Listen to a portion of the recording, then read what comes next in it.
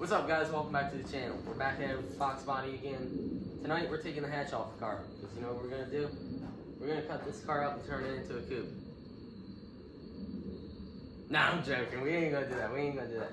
I do have to take the hatch off the car though because at the top right here on the acorn falling on the cars. At the top here on the inside of the door jamb up top, you can see where it's rusted going across there a little bit where the roof meets the body. I need to get ahead of the game, fix that. So tonight we're gonna get the hatch off. Tomorrow morning, prep it, prime it, paint it, clear coat it. Then we'll wait probably 5 hours or so tomorrow evening, come in and buff this whole thing, and then take in and put the hatch back on the car. We should be good to go.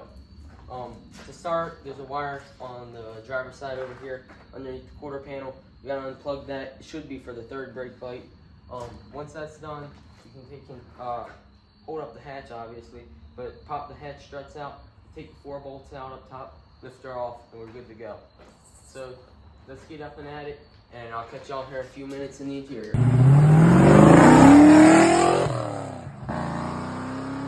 So for the interior, I gotta pop this panel loose, take the one at the top of the headliner out, and also this one. Unscrew the seat belt, take a few screws out of this, basically everything you can see, and then you can sway this back and forth. I'll probably pop this out, I'm not sure yet. We'll see about that one. It depends on where the wire's at coming through. You see the wire right there and how it runs down through there. I'm pretty sure it goes this way, and from what I've read online, it plugs together somewhere in this area. So I'm not sure, but we're about to find out. So guys, I'm over here doing this, and I found the wire. It goes back through there. You can see it at the top. I popped away a piece of sound deadening, and it just keeps going all the way down. So the way it's looking, I gotta pop this panel out, that way I don't destroy it in the car. So to do that, I gotta take out this back seat right here, and of course take out the seat bottom back there. It's not really that hard. There's one bolt for the side seat over here, and I think it just slides out. I've done it before because I've had the whole entire car stripped basically on the back half. So I'm gonna take and do that real quick. I'm gonna unhook the battery so I don't kill it also. I don't know if y'all remember, but I bypassed the dome light for the back here, so we ain't gotta worry about that, killing it with the hatch open. But I gotta take this panel out. This ain't where I was expecting to be tonight. I didn't want to be this in depth, but at least we got a Mountain Dew, right? Fixes everything. So I gotta figure out where this wire runs through here. I gotta pop the sound deadening away, figure out where it runs through. There should be a plug somewhere in here so it connects. Unplug that, then I guess I can fish the wiring up through there and around. That way when I take the hatch struts out and unbolt the hatch, I can pull it all out and not, you know, smack the side of the car and everything else. I'll probably tape it up to the hatch itself. All right guys, just check this out, and you can see that gray plug right there. That's one, and then there's one on the back side of the harness right there. We gotta unplug those two. I gotta pop the one behind the harness. It's gotta pop in, same as that one, and it's just held into the body right there. We gotta pop that out so we can unplug it. There's only two, and then over here is a ground wire, so we gotta unhook that also. And that's everything. The rest of them are unplugged. All right, guys, we got that wiring harness right there. Out of there, you can see there's 2 holes right there, and then a big one in the middle. Well, it's not even that big actually, but anyways, that's how you get it out. There's 2 3/8 nuts on the bottom side. Mine were just barely even snug. You take those out, then you can pop that up, and then you gotta take in. I had to unpin a couple of these wires. I didn't know how to take out this wire. I didn't know how to depin it, so I just unpinned the ones that were in the squares, except all but one of them, and I was able to get them all fished through there because it was so tight with all the wires. So that's how I did that. Then I pinned them right back in. As I was doing them, I'd take one out, do it, and then I'd pin it, and I'd take it back out and do the next one, and just vice versa going on through. Finally got them all out, so now we can take and pop out the clips on here, hold it up, and unbolt the hatch. So I just parked it. I took these hatch struts off, and it actually fell and hit me on the head when I was taking this one off for whatever reason. Instead of just popping the clip off and then pulling that off, as soon as the clip popped, the whole thing fell on me, and that one couldn't hold it up too.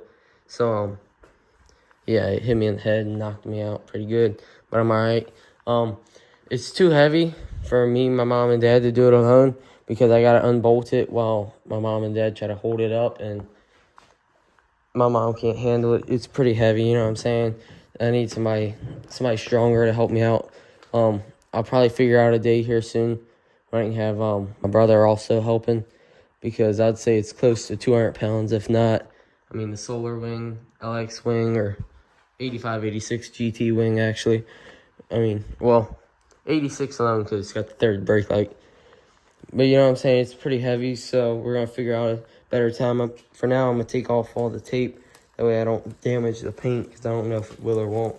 But I don't want to take any chances on that. All right, guys, here's the new setup. We got saw horses down here, some wooden planks, cardboard, a towel here. I'm going to get another one for that end. Then over here, we taped up where you're going to grab, just in case down there. Same for up top, just to protect it in case they bump ends. Just try to protect everything to be on the safe side. I'm going to use this other towel on the other sawhorse over there. And then I got this over here. I got to put it back to the inside. So what the plan is I'm going to loosen up the bolts on the inside up top. Then I'm going to come over here. We're going to hold the hatch up, pop out the struts, and then we'll take and use the impact and go ring, ring, ring. Pop these bolts right out, push it up into the air. I'll have the garage door open, and we can set it over here. In theory, it should work perfectly. We're about to find out. I'll try to do a time lapse for you guys.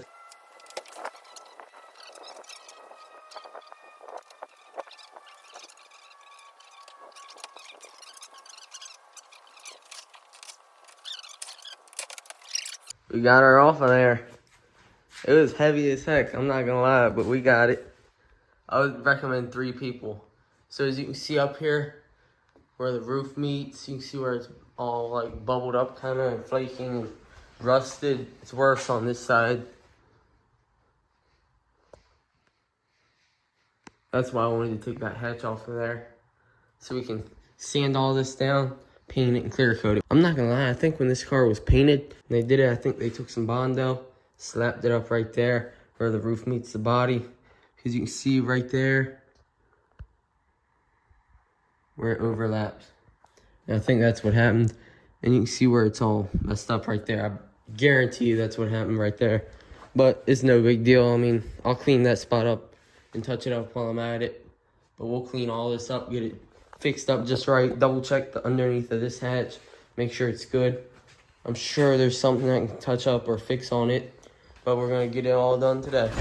As you can see, I got everything masked off. Get you a good look at that rust up in there.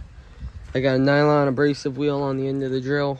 Got the whole car masked off. So I'm about to start grinding this down up here, clean it up. Come in with the Scotch-Brite, scuff it down some more, clean it up. And then probably hit it with some 320 grit sandpaper. And sand it down. And then come in with primer, prime it. We're back, we're ready, and we're about to start shooting primer, baby. As you can see, I peeled up the rooftop edge right there because there's rust beneath it. Cleaned it up the best I could. Got a nice little gap up top going all the way across there so we can shoot the best primer we can up underneath there. Once we got a couple good coats of primer, I'll use a hammer with a punch. I'll punch that all the way down nice and smooth all the way across there. Throw another coat of primer down on top. And then we'll come in with some seam sealer, seam seal all the gaps so it's nice and clean and you won't have any water build up underneath there and up against it, and then it rusts back out. So you seam seal it real good. Then we come in with some red paint. We throw a nice clear coat on top. So let's start priming. All right, guys, I finally got it in primer. A while was going by, but I got it in primer. Got the lip up top, folded back down. Looks pretty good, but I do need seam sealer, and nobody's had it all day.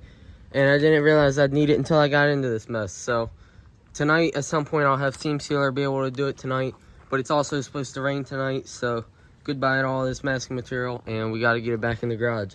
So all around waste of masking material, waste of time today, but what do you do? That's Foxbody life, right? So it is what it is.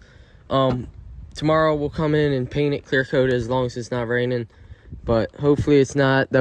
Tonight I'll do the seam sealer in the garage. Tomorrow we can paint, clear coat.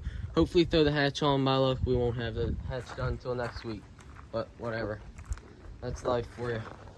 So I'll catch y'all when we got it seam sealed and ready for paint. We got everything all seam sealed up top. Used a putty knife and went over it again this morning with a little more to try to smooth it out as much as possible so it looks cleaner once everything's painted and clear coated. But it's supposed to take like 30 minutes to cure, or 30 minutes to paint it. So it's been about 30-40 minutes probably now. I'm gonna give it a few more minutes to dry up more because it's still pretty wet and tacky. It's not supposed to be, but it is. Anyways, we'll give it a few minutes and then we'll throw a light dust coating of this red paint right here. It's Massey Ferguson red. For whatever reason, it matches up pretty good with the jalapeno red factory color. It's Rust-Oleum, so it takes a while to dry, so it's going to be a lot of light coats, just dusting across it and try to get some color on there. Let it dry. Probably be about 2 hours from now or so, I'd say, till we can start clear coating it, because this is going to take a long time to dry and you don't want to put the clear coat on with the base coat still wet. So let's throw a light coat on it here in a couple minutes. All right, guys, we got a nice base coat up top. Looks good, nice and even. Got all the underneath, nice and good. Now it's time to shoot some clear coat. This is what I'm using, U-Paul Diamond Clear Gloss Clear Coat. What you do is you take this, whatever you want to call it, punch at the top, you pop it into the bottom, you punch it, you shake it really well, and it lasts for a couple days. But for me, I'll probably use maybe not even half a can for all of this right here probably, and then I'll be able to use it on a couple other things. When you got a clear coat like this, you can honestly always find something to use it on. If you got some projects laying around, there's always something you can paint and clear coat and clean up. So going this route, it's like a higher quality. It's basically anything you could get out of a gun. It just in the long route, it's more expensive doing it this way. But at the end of the day, I don't have a gun and I don't really care. I'm trying to do this quick, easy, and it's gonna come out just as good. So let's start clear coating. We're gonna go in for a light dusting, dust everything, give it a few seconds, like 30 seconds to a minute, and then come in and throw a little more heavy coat on, but not too heavy. And then I'm gonna take and go run down the street, and then when I come back, I'll take and throw a nice heavy coat on, and then we'll dust it and we'll be good to go. We got the clear coat on there. Overall, it looks good until you get up on it, and then you realize that the last coat fish-eyed up pretty good. I'm not sure why it did that. It didn't do it until the last coat, and it wasn't even thick. I don't know. Something might have gotten contaminated. I don't really know, but tomorrow I got 2,000 grit sandpaper. Tomorrow I can wet sand it. In person, it doesn't actually look as bad as it does on camera. On camera, it looks terrible, but in person, it's not actually that bad. I'll probably do a quick wet sand over it tomorrow, or maybe even when the hatch is on. It depends. I'm not really sure. But at some point, I'll probably throw a quick wet sand to it to clean it up a little bit. Overall, it looks good. When you step back, it looks good. And you're not actually going to get up on top of the car and look in the hatch jams and stuff. Nobody cares to do that. But you can see where that seam sealer sealed it up pretty good. It looks rough, but honestly, it gets the job done. And it seals up that roof, so we won't have anything happening over there anymore. So let's let this dry up. I'm going to park the car tonight, and then we'll take and mess with it tomorrow and possibly wet sand it. She's all done. Looks good. It definitely doesn't match, but there's nothing you can do about it. I'd rather not match in the door jamb up top than be rusting out in the door jamb up top. Pick your poison. I mean, I'm sure I probably could have gotten a much better paint than the one I did. So if you put a little more effort into finding the right color, I would recommend. I mean, I wish I would have gotten a much better option. That's a big difference. But at the end of the day, it's painted, it's clear coated, it's nice, it's slick.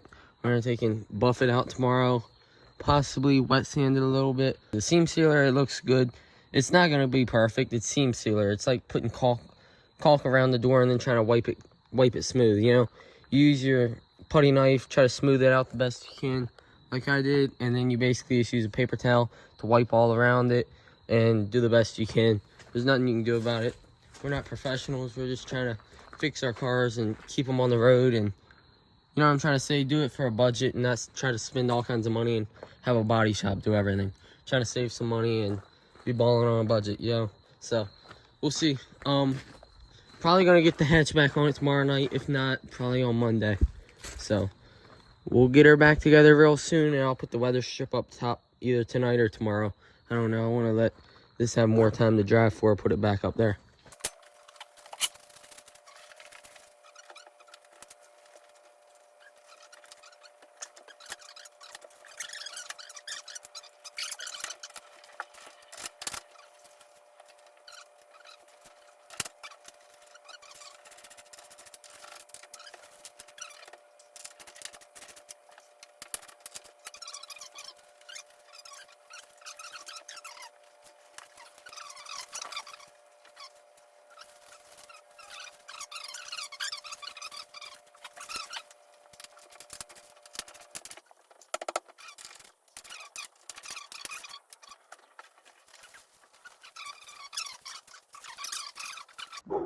All right, guys, we got the hatch on there.